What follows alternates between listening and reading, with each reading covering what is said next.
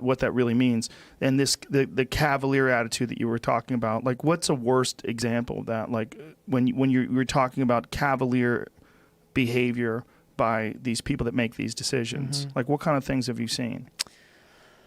Well, I'll speak to something that happened most recently. I think there are probably a number of examples, but just a couple of months ago in the big defense authorization bill that is kind of one of the only must-pass pieces of legislation in Congress every year, there was a 3-page provision that was kind of put in there without really any debate in the committee or anything like that, that would essentially authorize the United States to go to war with Iran.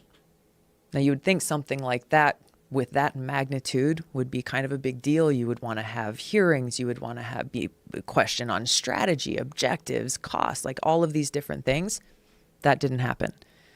So when this bill came to the floor of the House, where all 435 members of Congress have the ability to vote yes or no, I just put in an amendment that would have deleted those 3 pages from this big thousands-page bill.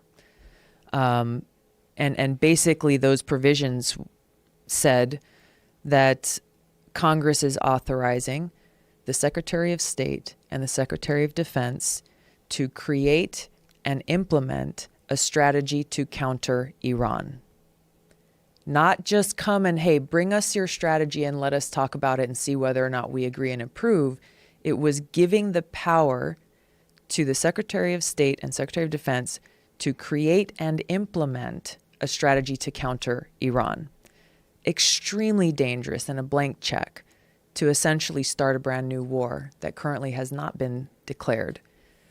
I introduced this amendment. I don't know if you want to take a guess on how many people voted for it. How many? 60. 60. Why wouldn't they?